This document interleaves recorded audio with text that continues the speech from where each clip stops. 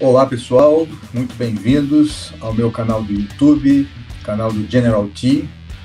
E como prometi para vocês, hoje eu vou contar a história da nutrição esportiva no mundo e no Brasil.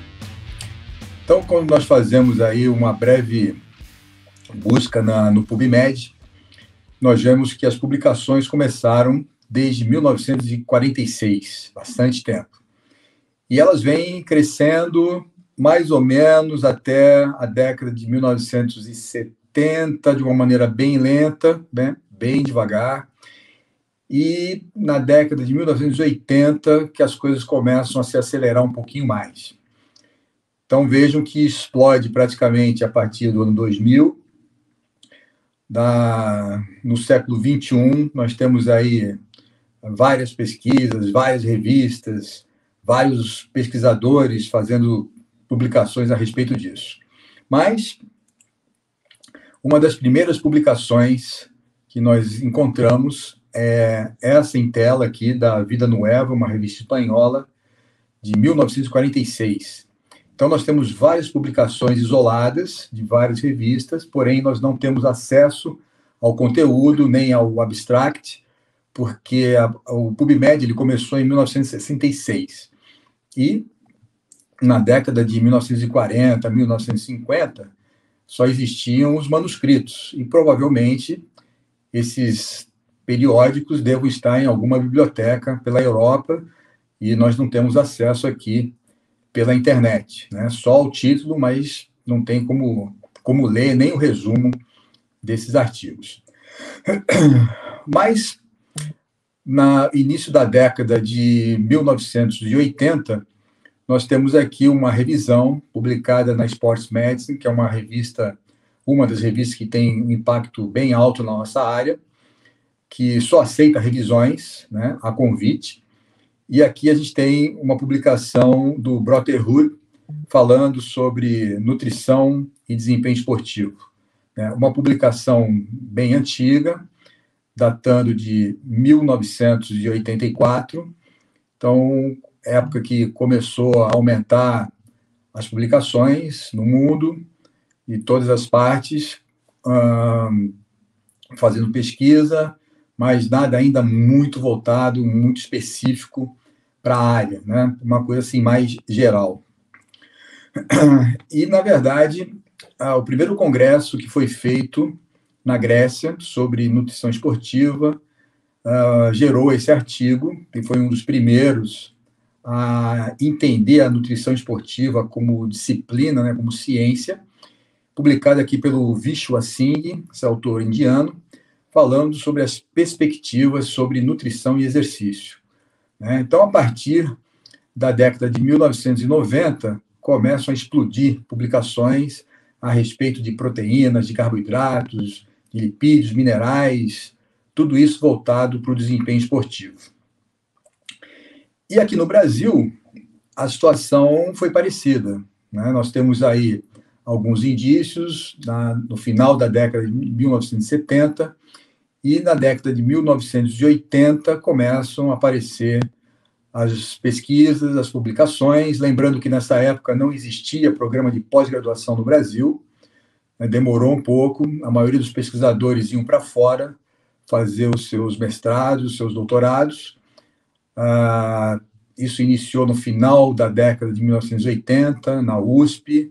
Nós temos aí o primeiro doutor em Educação Física, formada pela Escola de Educação Física e Esporte, por volta de 1995, 94, por ali, que foi o professor D'Artagnan Pinto Guedes, né?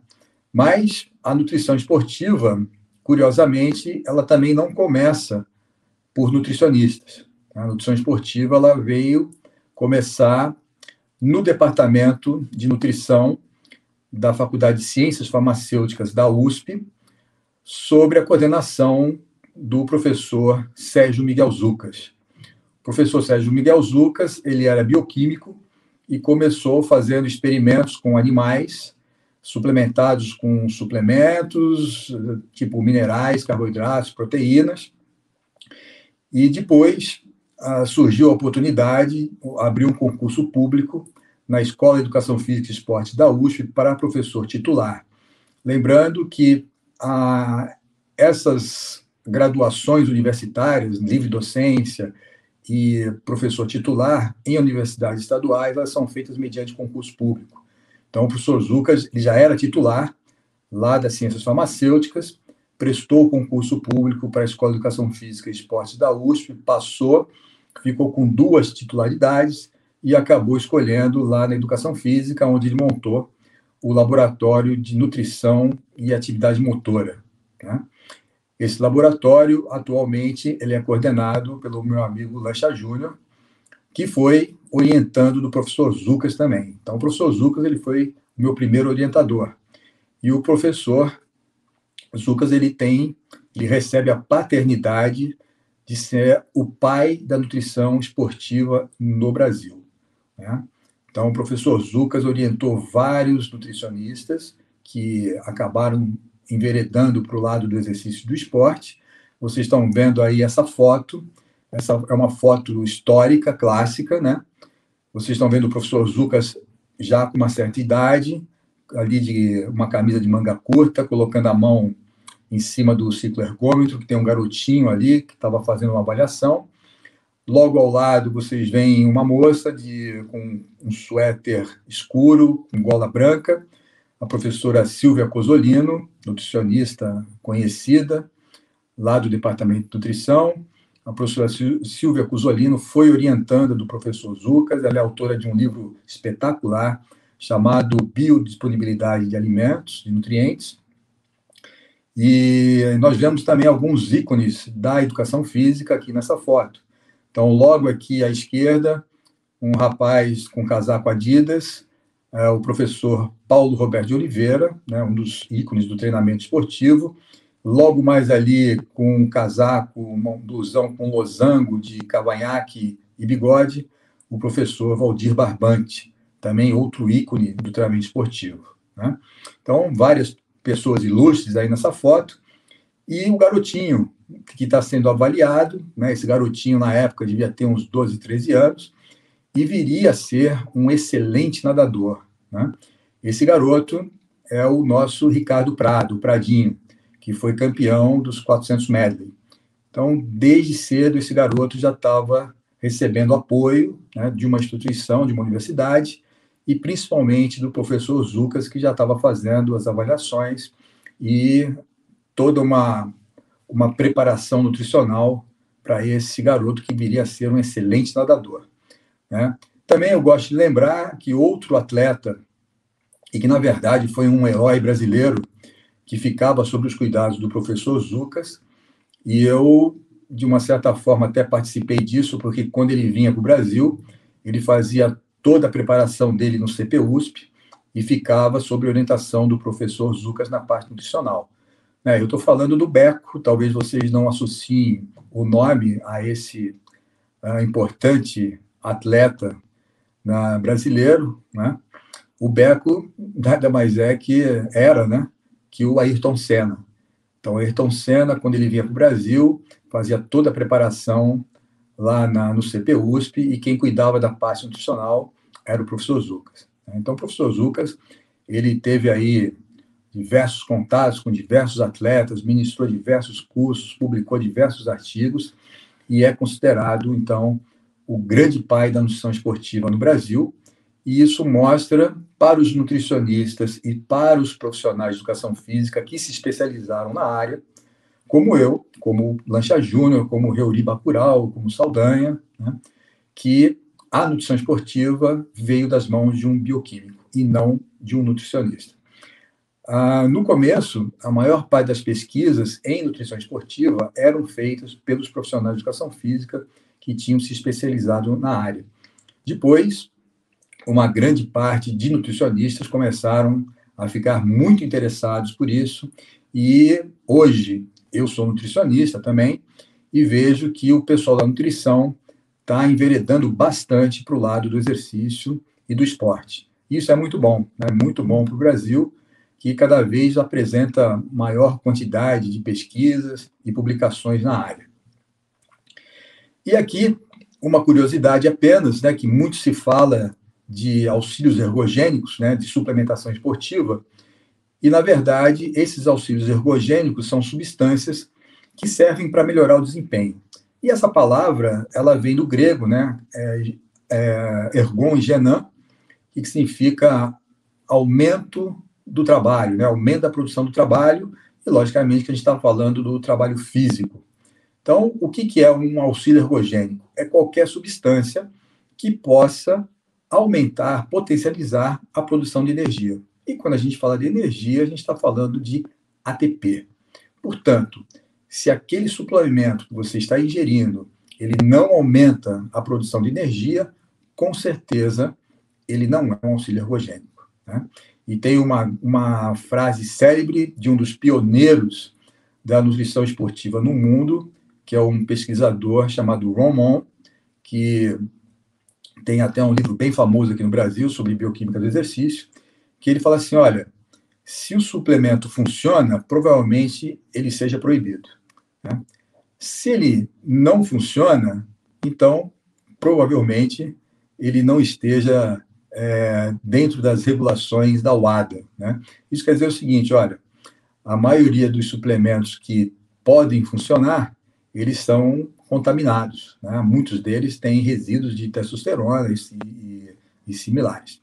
Agora, nós temos aí, na verdade, 5 suplementos que são os que têm maior evidência, né? Maior corpo de publicações, que são a creatina, a cafeína, a betalanina, o nitrato e o bicarbonato de sódio, né? Então, esses suplementos, nós temos aí bastante publicações, inclusive o meu laboratório, ele tem bastante produção científica, né, nessa área, com esses suplementos, e os outros, né, a gente ainda não tem conhecimento suficiente para falar alguma coisa a respeito. Alguns emergentes, mas com base científica, apenas esses 5.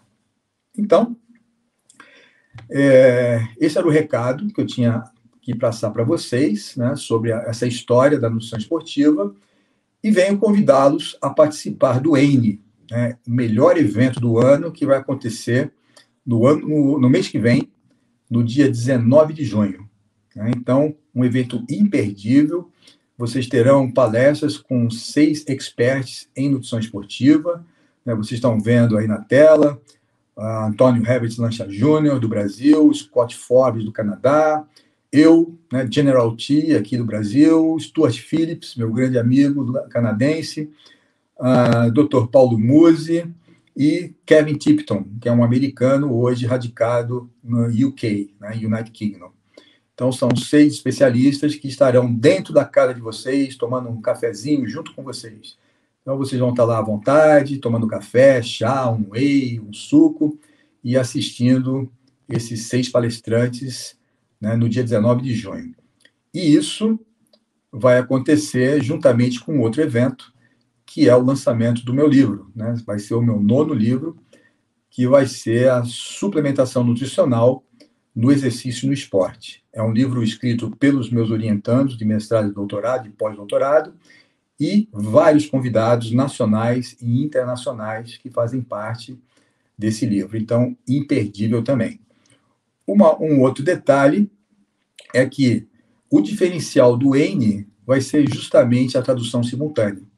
Então, vocês vão estar escutando o Stuart Phillips, por exemplo, palestrando em inglês, e vocês vão estar escutando em português. Eu vou estar falando em português e outros espectadores vão estar escutando em inglês, porque tem muita gente de fora. Tem gente de Portugal, tem gente da Espanha, tem gente dos Estados Unidos, tem gente da Austrália. Então, não percam, vai ser o melhor evento do ano, com certeza, né? E muito obrigado pela atenção. Está aqui os endereços, né, do meu Instagram, do meu canal do YouTube. Corre lá no meu canal do YouTube, se inscreve, dá um like, balança o sininho, avisa os seus amigos, seus alunos, seus familiares. Pede para todos eles seguirem o General T no canal do YouTube. Nós já temos lá várias lives interessantes, já temos várias aulas. Tem uma aula que foi a inicial, falando sobre a evolução do treinamento esportivo. Temos uma aula de bioquímica, que foi ministrada o ano passado por uma liga de nutrologia. Tem algumas lives bem interessantes, com o filhão Paulo Musi, com o Rodrigo Manda, uma bem engraçada com o Fernando Sardinha. Então, logo, logo, esse meu canal vai virar uma verdadeira Netflix, cheio de atrações para vocês, né? Então, era isso que eu tinha para falar para vocês. Muito obrigado. E, como sempre, o General T se despede com a continência de sempre e dismissed.